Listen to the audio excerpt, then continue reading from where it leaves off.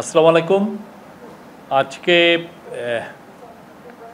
Chinese ambassador মাননীয় chief অ্যাডভাইজারের সাথে দেখা করেন এবং সেখানে মাননীয় চিফ অ্যাডভাইজার আগামী 26শে মার্চে যে চায়না সফর করছেন, তো চায়না সফর নিয়ে আজকে ভালো একটা মিটিং হয় এবং সেই মিটিংয়ের আউটলাইন মানে উনি যে সফর করছেন সেই সফরের একটা ব্রডার আউটলাইন আমরা আপনাদেরকে এখন দিব। উনি 26 তারিখে যাওয়ার পর 27 তারিখে প্রফেসর ইউনুস বোয়া ফোরামে কথা বলবেন। সেখানে মূল ইস্যু হচ্ছে যে মানে এশিয়া এবং দ্য ওয়ার্ল্ড, এই যে changing role of Asia in the world, সেটা নিয়ে উনি একটা স্পিচ দিবেন। এবং আপনি জানেন বোয়া ফোরামকে বলা হয়েছে ড্যাভোস অফ দ্য ইস্টের মানে ড্যাভোসে যেরকম পুরো বিশ্বের মানে গ্লোবাল যারা বড় বড় লিডাররা যেরকম আসেন, বিজনেস লিডাররাও আসেন, আর বোয়াতে যেটা হয় যে পুরো এশিয়ার অনেক টপ লিডাররা থাকেন, বাইরের দেশের অনেক টপ লিডার আসেন এবং যেটা থাকে যে প্রচুর বড় সিইও থাকেন, বড় বড় কোম্পানির সিইও, চাইনিজ যারা সিইও যারা এখন গ্লোবালি খুবই ইনফ্লুয়েন্সিয়াল তারা থাকেন। তো আমরা আশা করছি যে এই বোয়া ফোরামের সাইডলাইনে এনাদের অনেক চাইনিজ বড় বড় কোম্পানির সিইওদের সাথে স্যারের কয়েকটা মিটিং হতে পারে। আর এটা স্যারের এই চায়নার সফরটা হবে হচ্ছে এটা প্রথম ওনার বায়োলেটারাল সফর। অ্যাট দ্য সেম টাইম উনি বায়োলেটারাল মিটিং করবেন চায়নার প্রেসিডেন্ট শি জিনপিংয়ের সাথে 28 তারিখে। সেখানে আমাদের সাথে চায়নার যে ধরনের যতগুলো ইস্যু আছে সবই এটা নিয়ে আলাপ হবে, এন্টায়ার গেমিউট অফ দি ইস্যুস সবগুলো আলাপ হবে।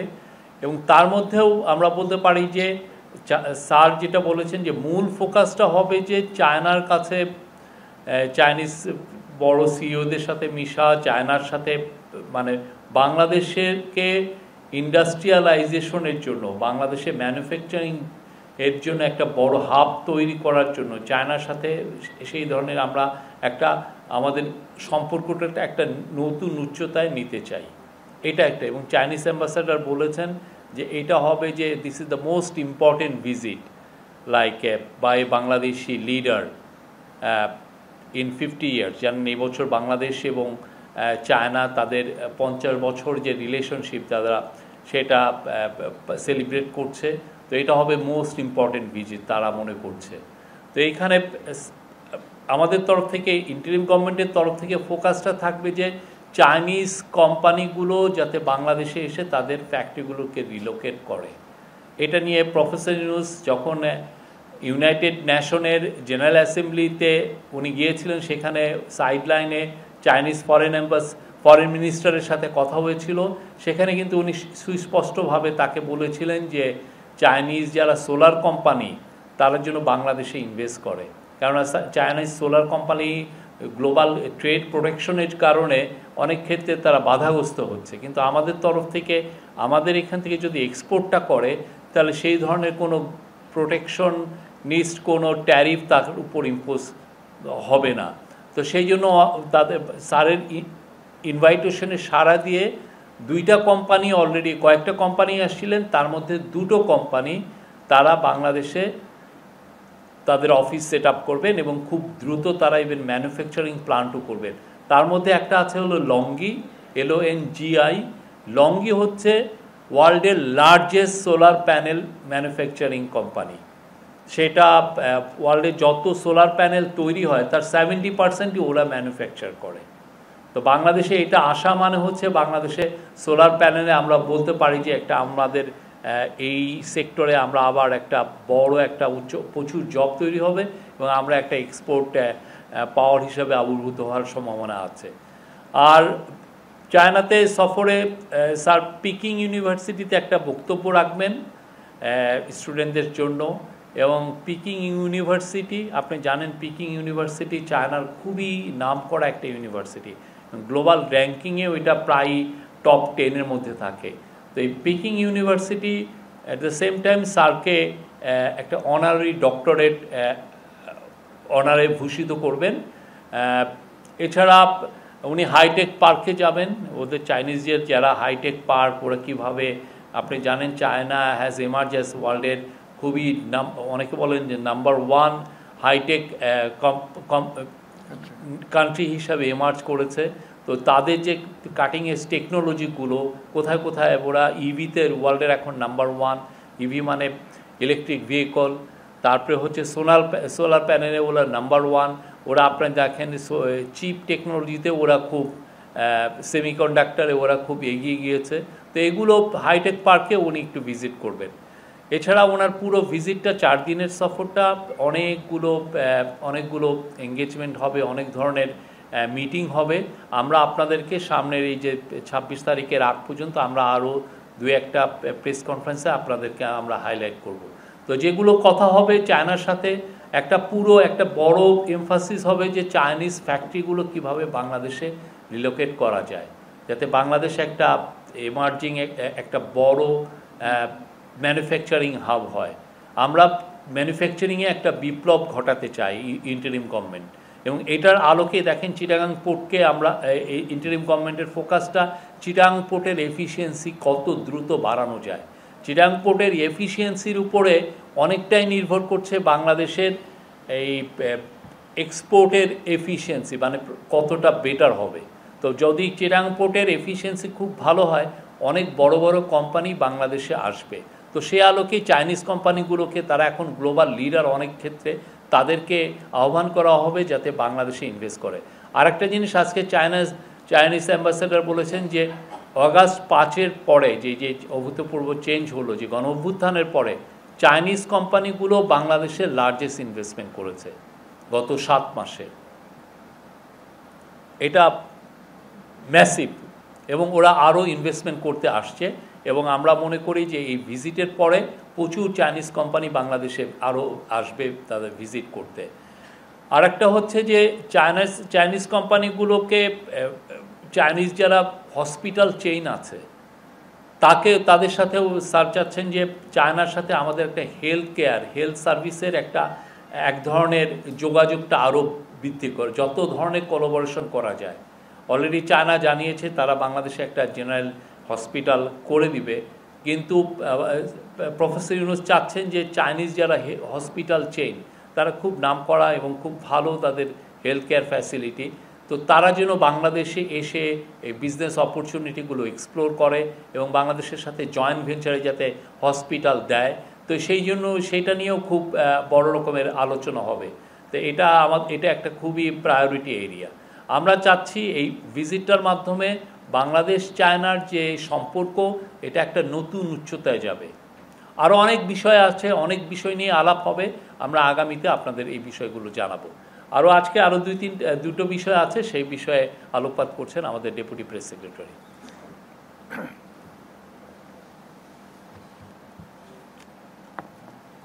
আসসালামু আলাইকুম।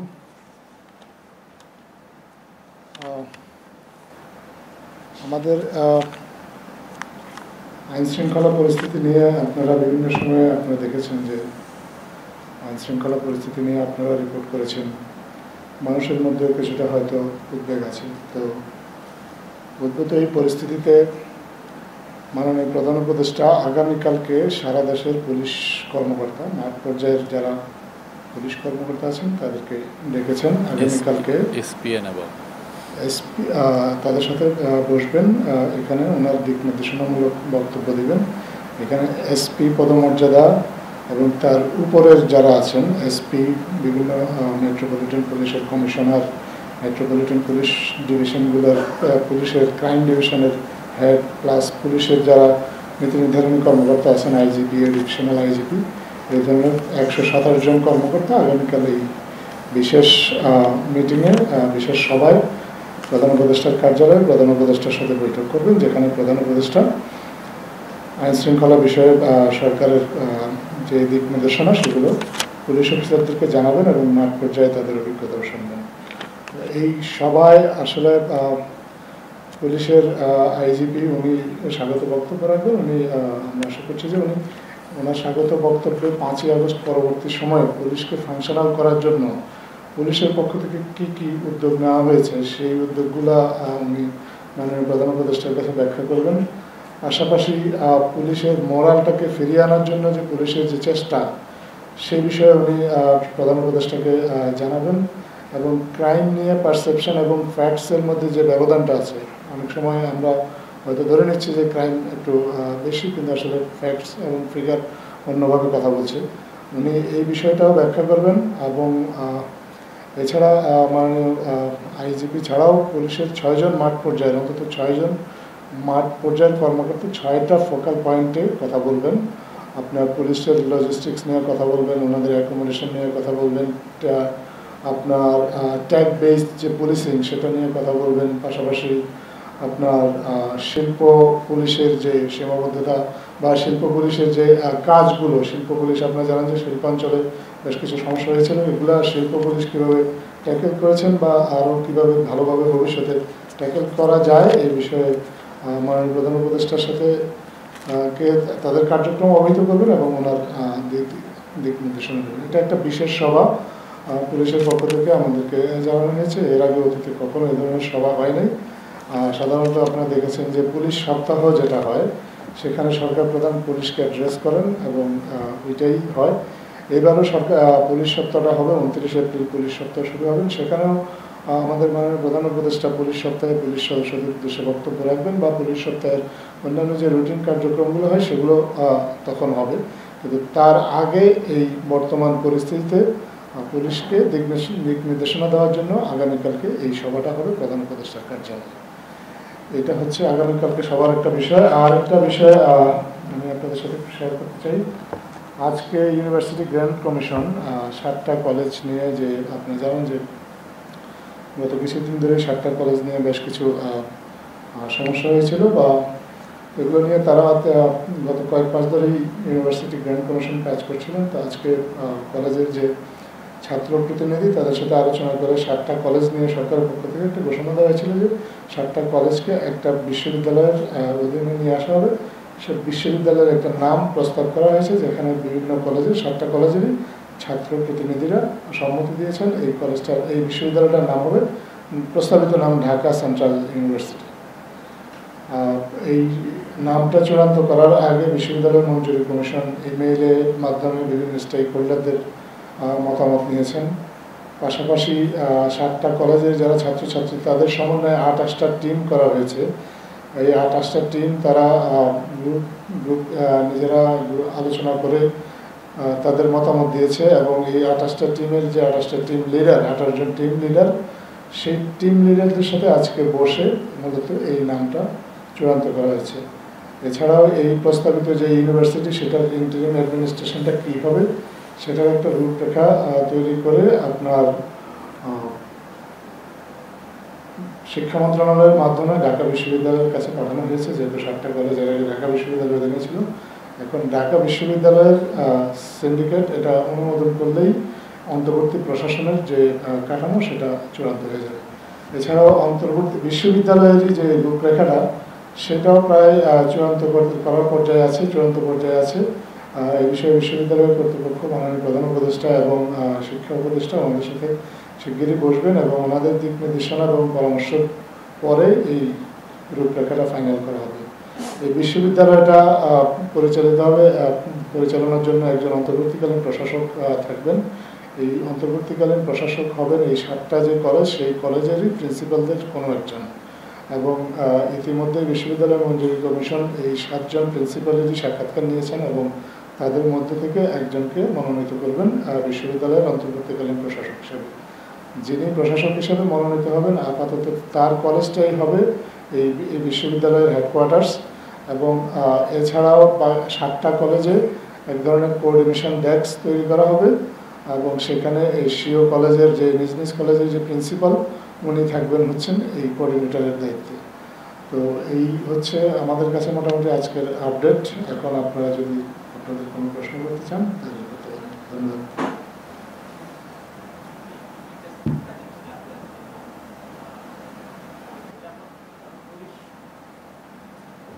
পুলিশ বলেছিলেন যে মানে যেসব প্রাইভেট নিরাপত্তা কর্মী যারা আছে তাদের মাধ্যমে পুলিশিং এবং গ্রেফতারের ক্ষমতা দেওয়া হবে। এটা কি কোনো অগ্রগতি আছে কিনা একটু জানাবেন। আর আরেকটা বিষয় তো একটু বলি, যে অন্যান্য বারের যে রমজানের সময় দ্রব্যমূল্য যে আকাশচুম্বী থাকে, এবার হচ্ছে তার থেকে অনেকটা সহনীয় পর্যায়ে আছে, বাট তেলের ব্যাপারে এখনো কোনো অগ্রগতি হচ্ছে না এই বিষয়। হ্যাঁ, মানে চাল, তো এই বিষয়টা যদি আপনারা একটু অ্যাড্রেস করেন। ধন্যবাদ। ধন্যবাদ আপনাকে। প্রথমত হচ্ছে যে প্রাইভেট নিরাপত্তা বাহিনীর সহায়তা নেওয়ার বিষয়টা, এটা আইনি কাঠামোর মধ্যেই আছে। এই বিষয়ে আইন অনুযায়ী যে ব্যবস্থাটা নিতে পারে সরকার সেটুকুই নেবে। আইনের ভিত্তিতে করে কোনো ধরনের সিদ্ধান্ত হবে না। এটাই হচ্ছে আপাতত সিদ্ধান্ত। আইনি বিষয়গুলো পর্যালোচনা করা হচ্ছে, আইনি বিষয়গুলো পর্যালোচনা করে এই বিষয়ে সহায়তা নেওয়া হবে।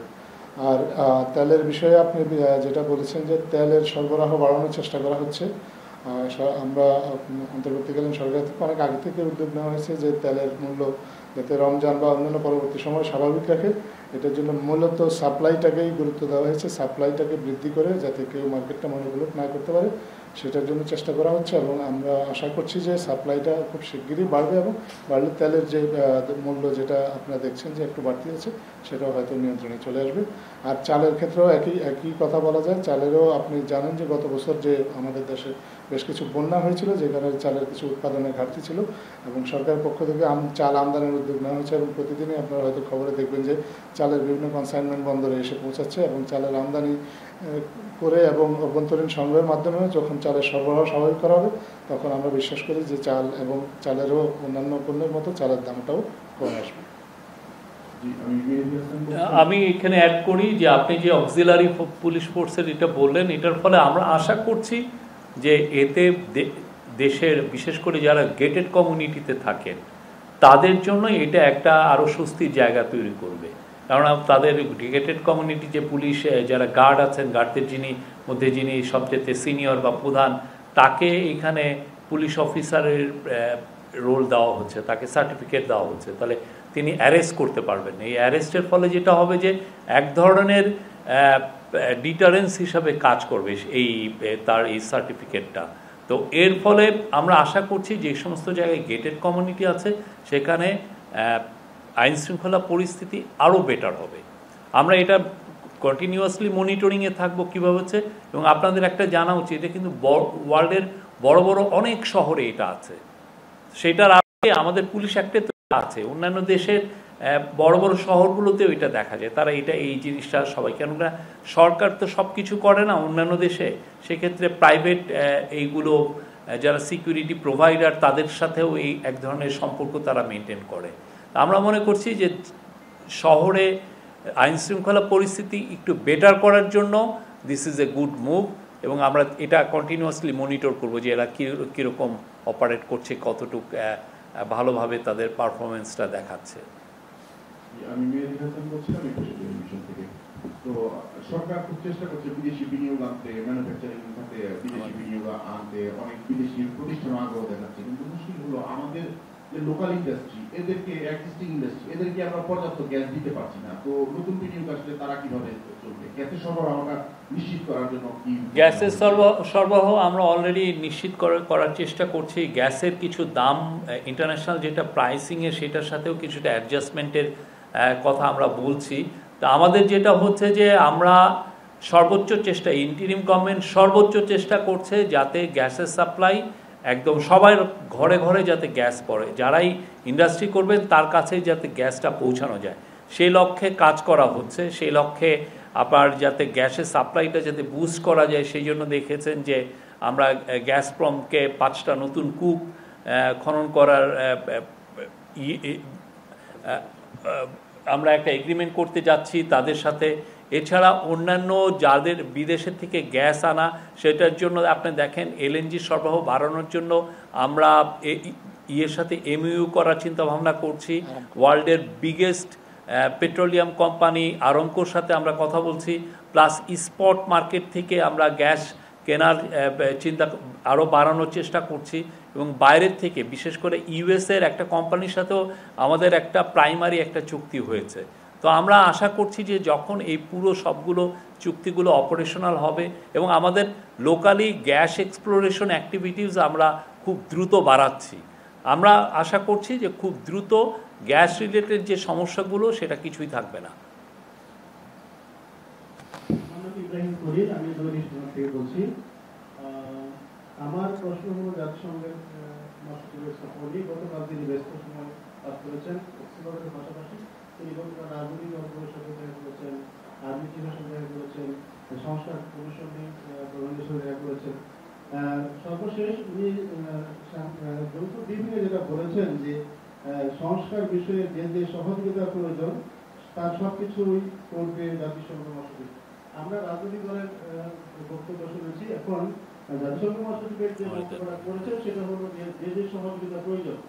এখানে এই সংস্কার প্রক্রিয়াটা তাহলে কি আন্তর্জাতিক হস্তক্ষেপের দিকে যাচ্ছে কিনা? এই সংস্কার প্রক্রিয়াটা পুরোপুরি হোমগ্রোন। এটা ইন্টারিম গভর্নমেন্ট আপনারা দেখেছেন, আমরা যথেষ্ট এখানে ট্রান্সপারেন্সি রাখছি। আমরা এখানে 6টা মেজর কমিশন করা হয়েছে, 6টা কমিশন তাদের রিপোর্টগুলো দেওয়া হয়েছে এবং সেই রিপোর্টগুলোর আলোকে একটা 6টা কমিশনের যারা প্রধান তাদেরকে নিয়ে একটা কনসেনসাস কমিশন করা হয়েছে এবং কনসেনসাস কমিশনের একটা মিটিংও হয়েছে এবং সামনে আরও কয়েকটা মিটিং দেখবেন। এবং এই কনসেনসাস কমিশন এই যে রিপোর্টগুলো আছে সেই রিপোর্টগুলো নিয়ে পলিটিক্যাল পার্টির সাথে কনসালটেশন, খুব ইন্টেন্সিভ কনসালটেশন করবে। এই পুরো প্রসেসটাই তো আপনারা দেখছেন যে এটা একটা হোম গ্রোন। তবে বিদেশি যারা আমাদের যারা ভালো পার্টনার আছেন, আমাদের ওয়েল উইশার আছেন, তারা আমাদেরকে তাদের সাপোর্টের কথা জানিয়েছেন যে তারা এটাকে ব্যাক করেন, তারা এটাকে সাপোর্ট করেন। সেই জিনিসটা দ্ব্যর্থ কণ্ঠে ওনারা বলছেন। আবার কিছু কিছু ক্ষেত্রে টেকনিক্যাল সাপোর্ট লাগতে পারে, সেগুলোর কথাও বলছেন। কিন্তু এটা আমরা টেকনিক্যাল সাপোর্ট নিব কি না সে বিষয়ে কিন্তু আমরা এখনও বলিনি। বাট এটা পুরোপুরি হোমগ্রোন একটা এই রিফর্ম এবং এইটা পুরোপুরি আমাদের মানুষের, আমাদের পলিটিক্যাল পার্টির সাথে কথা বলে আমাদের এক্সপার্ট দিয়ে এই রিপোর্টগুলো করানো হয়েছে। আমাদের এক্সপার্টের রিপোর্টগুলো নিয়েই এখন পলিটিক্যাল পার্টিগুলো কথা বলছে। পুরোপুরি এখানের মধ্যে কোনো, এবং এটা যথেষ্ট ওপেননেস এবং যথেষ্ট ট্রান্সপারেন্সি ছিল, এটা আপনারা দেখেছেন। তা আমরা আশা করছি সামনে এই পুরো প্রসেসটা পুরোপুরি হোমগ্রোন থাকবে। আমার নাম মনিরুজ্জামান উজ্জ্বল, আমি জার্মানি থেকে বলছি। সেদিন আপনি বলেছিলেন যে 2026 সালে আমরা এলডিসি গ্রাজুয়েট করবো। গতকাল সিপিডি একটি বৈঠকে বলেছে যে বছরে $8 বিলিয়ন ক্ষতি হতে পারে। এই বক্তব্যের সাথে আপনি একমত কিনা? প্রশ্ন নম্বর 1। আরেকটা হচ্ছে আপনাদের একটু প্রশংসাই করি, প্রতি বছর দ্রব্যমূল্যের ঊর্ধ্বগতি, বিশেষ করে রমজানে আমরা হাহাকার করে যায়, কিন্তু এবার সবকিছুর মোটামুটি।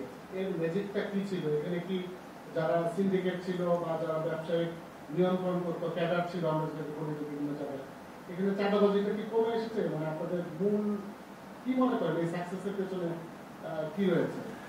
প্রথমটার উত্তর দেই, আপনি যেটা সিপিডি বলেছে আমরা এটার সাথে একমত না। আমরা মনে করি বাংলাদেশের ইকোনমি যথেষ্ট সক্ষম এই এলডিসি গ্র্যাজুয়েশনের জন্য, এবং এটা আমাদের জন্য ফিউচারে আমাদের জন্য আরও বেটার হবে।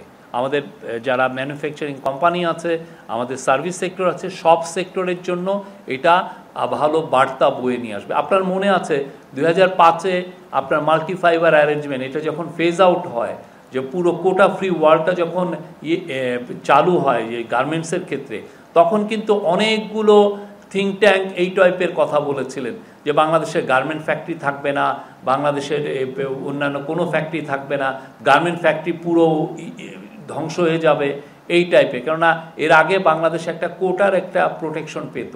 কিন্তু দেখেন 2005-এ যখন কোটা ফ্রি ওয়ার্ল্ড হলো গার্মেন্টসের ক্ষেত্রে, বাংলাদেশ কিন্তু বেনিফিটেড হয়েছে। বাংলাদেশের গ্রোথ আরও অনেক খুব দ্রুতভাবে হয়েছে বাংলাদেশের এই গার্মেন্টসের এক্সপোর্ট।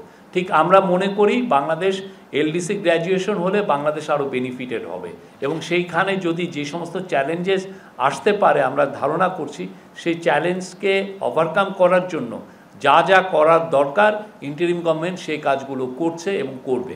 এবং আপনি নিশ্চিত থাকেন এটা বাংলাদেশের জন্য উইল ব্রিং গুড নিউজ। আর আপনি সেকেন্ডটা যেটা বললেন দ্রব্যমূল্যর ক্ষেত্রে, যেটা হয়েছে যে প্রফেসর ইউনূস ইন্টারিম গভর্নমেন্টের প্রধান, উনি অক্টোবর মাসের থেকেই সবাইকে বলছেন, তার পুরো ক্যাবিনেটকে বলছেন যে এটা নিয়ে আমাদের প্রস্তুতি নিতে হবে। সে তখন থেকে আমি যেটা স্মরণে আছে যে সমস্ত বাংলাদেশে যারা বড় বড় ইম্পোর্টার, কমোডিটি ইম্পোর্টার, তাদের সাথে সিরিজ আকার মিটিং হয়েছে, সবাই মিটিং করেছেন। আর একটা হচ্ছে যে এর উপরে পুরোপুরি কমার্স অ্যাডভাইজার শেখ বশির উদ্দিনকে আলাদাভাবে দায়িত্ব দেওয়া হয়েছে যে যাতে রমজানে কোনো ধরনের কোনো মার্কেট কোনো ম্যানিপুলেশন কেউ যাতে না করে। এটা হচ্ছে যে কমার্সের দিক দিয়ে। প্লাস হচ্ছে যে আমরা প্রতিনিয়ত মনিটর করেছি ইন্টারন্যাশনাল প্রাইসগুলো, কোন কোন দ্রব্যের কী কী প্রাইস, কিভাবে এটাকে বাংলাদেশে সাপ্লাইটা বাড়ানো যায়, সেটা আমাদের লক্ষ্য ছিল। আর একটা ছিল যে কিছু কিছু পণ্যে আমরা দেখেছি যে এমনিতেই ট্যারিফ বসানো, মানে ডিউটি দেওয়া, তো ডিউটিগুলো খুব নামানো হয়েছে। বিশেষ করে দেখবেন যে খেজুরের ক্ষেত্রে ডিউটি কমানোর কারণে খেজুরের দাম কিন্তু অনেক কমে এসছে। অনেকগুলো পণ্যর ক্ষেত্রে, রাইসের ক্ষেত্রেও আমরা কমিয়েছি, সয়াবিনের এডিবল ওয়েলের ক্ষেত্রেও ডিউটি কমানো হয়েছে। এই কমানোর কারণে যেটা হয়েছে যে দ্রব্যমূল্যের ইম্পোর্টটাও বেড়েছে এবং অ্যাট দ্য সেম টাইম আমরা দেখেছি যে মানুষের মানে যেটা গ্রসারি লেভেলে যেই দামটা, সেই দামটা স্ট্যাবল হয়েছে, অনেক ক্ষেত্রে কমেওছে। এবং আমরা তো প্রতিনিয়ত আপনাদেরকে আপডেট দিচ্ছি গত বছর থেকে। আরও কিছু কিছু ছিল যে মার্কেটে যেগুলো ডিসরাপশন হয়, যে আপনি ইন্টারনালি আমাদের যেগুলো রুরাল আমার ফার্মাররা যেগুলো গ্রো করেন, সেগুলোর যাতে ঢাকায় আনাটা মানে সাপ্লাইটা বা বড় বড় শহরগুলোর সাপ্লাইটা এটা যাতে ডিসরাপ্টেড না হয়, সেগুলোর দিকেও একটা ভালোভাবে লক্ষ্য ছিল। পুলিশকে বারবার বলা হয়েছে যে কোনোভাবেই যেন শহরকে চাঁদাবাজিটা যত রকমভাবে কমানো যায় সেই দিকে লক্ষ্য ছিল। আর অন্যান্য যেগুলো বড় বড় মেজার নেওয়া হয়েছে যে ইন্টেন্সিভলি কোম্পানিগুলোর যেগুলো বড় বড় কমোডিটি প্লেয়ার, তাদের সাথে ইন্টেন্সিভলি কথা বলা হয়েছে।